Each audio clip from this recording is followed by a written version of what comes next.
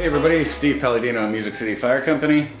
Just wanted to do a quick video. Just walked in from a product shoot, but I was thinking about it. We've been getting a tremendous amount of feedback from everybody with all the product landing. We thought it was super cool. I mean, it's just been really great. We really appreciate all the feedback.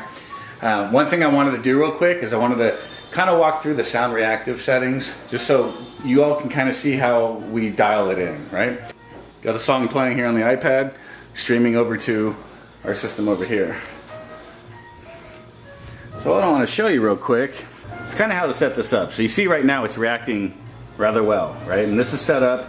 This is a 24-inch burner, so I also want to point that out because everybody, the systems are going to be a little different, right? We built one controller that fits across multiple burners. So we have a 24-inch burner, we have a 36-inch burner, and then we also have a 48-inch burner that we're about to release really soon and have some 48-inch models. And so with that though, we have one controller that kind of scales across, right? So I say that because a lot of you know already through your experience, we have 1 through 20 in our settings. You may not want to use 20, right? And you may not want to use 5. And you may say, well, why is that even in here? So because we want to scale across different burners with one controller, we wanted to make sure that we have in the settings that can do that, right? So going back to the system here, what you want to do when you first get a system and you start using it, you want to dial it in kind of for the music that you use, for your environment, for the setting and such, because indoors versus outdoors are going to be a little different. But once you set it, you can just leave it and it'll stay that way, right? So again, let's look at this. It's going pretty well. Right? If we go into the settings, we go to System Config, Reactive Config. Let's get this a little closer so everybody can see it. Right, Reactive Config, and then you've got Resting, we go to Dynamic. So right now on this system, the Dynamic's on 10. And again, this is a 24-inch burner. So if we put that up higher, let's go ahead and say like 16, right? You're gonna notice that the flame is still dancing, but now it's way aggressive. Like the flame goes out, and it's real punchy. Now you may want that, but on some music, especially when the lights are out though, everything is gonna get dark and stay dark, and then it's gonna try to ignite and be really punchy, right? So you see that pop. Now, what you're going to want to do is go into the system config again and kind of dial it in for what you're listening to. And what you really want to try to do, at least what I like to try to do, is get it to where the flame just, so let's lock that in, where the flame just goes to the top of the burner, right? So you can kind of see that blue that's still there, so it never fully goes out. And when you do that, it makes the reactive that much quicker because now the system doesn't have to worry about reigniting that flame on that beat. There's already a fire there, and then when the fuel comes in, it just automatically kind of goes. I set that on 10. That's also on a 24-inch burner, listening to Miles Davis, right? It may be different. If you're listening to something that's way more energy, higher tempo, you might want it to be at 11 or 12 if that's kind of the type of music that you listen to. That way it'll react a lot faster when you have double kick drums or really fast beats. But for the general, you want to kind of get it dialed in to where the flame is kind of always there. And see how tall it gets when you do that? That's because, again, it doesn't have to try to reignite itself. And so it can take advantage of all the fuel that's coming out. I think something else that I wanted to go ahead and show everybody while I've got you here is our app. Let's go ahead and open up the app. Now I'll go ahead and show how, in another segment here, how you get this app connected. But I already have this one kind of connected as a prototype. The pictures and such don't even work. But from here, with this, we can click it, right? Now I just clicked Fire and Music. Now it's Fire and Music. Now I click Fire Only. Now it's just Fire Only.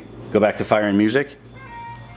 Go back to Sound-Reactive, and it starts dancing, right? So then we can close the app, or close that section. Now we can go open up the volume controls, for example. Scroll it all the way up.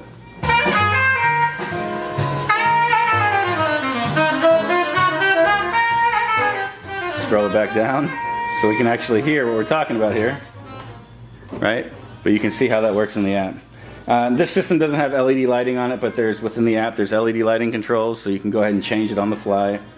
It has a timer, so users can set up a timer on what they like everything to be.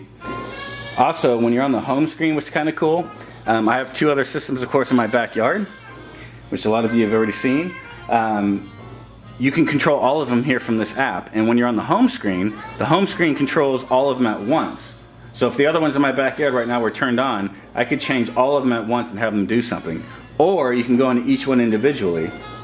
And again, this one's not set up yet, but you can go into each one individually and then you can control them, right? So you can say, I want this particular one. Again, this one's working. It's just not, the descriptions aren't there because we're still working through the app. But you can go ahead and change the LEDs on this one, for example, to red, and you can have the LEDs on the other one to be green.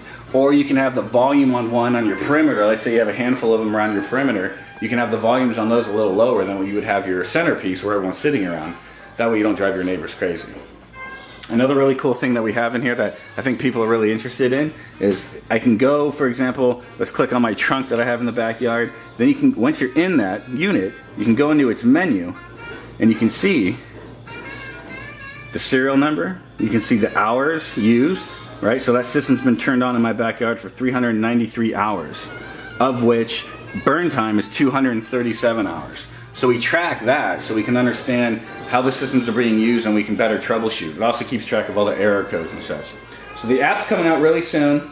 Also within the app, just you can go ahead and click iTunes and it'll bounce you right over to your iTunes.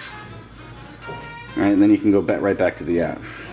So everything's kind of integrated, seamlessly be able to do it all from your hand. It's super cool. I love it. At home, I don't even use really the controllers that much. I use the app for pretty much everything. Get it all connected through Wi-Fi. I think another really cool thing is, if you've noticed, I'm controlling it all from my phone, right? But earlier I showed you that the audio is actually coming from my iPad, right? So you can have it where it all comes from one device. However, if you have friends or family and they want to play music off their device, but you want to still control through the app, you can do that. You can kind of show them how it all works and stuff. And of course, again, even within the app, let's click on the prototype one again.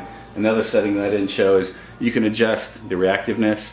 You can just adjust the flame height settings, the resting flame height settings, all the different things that you can do already on the controller, but they're right there at the tip of your finger.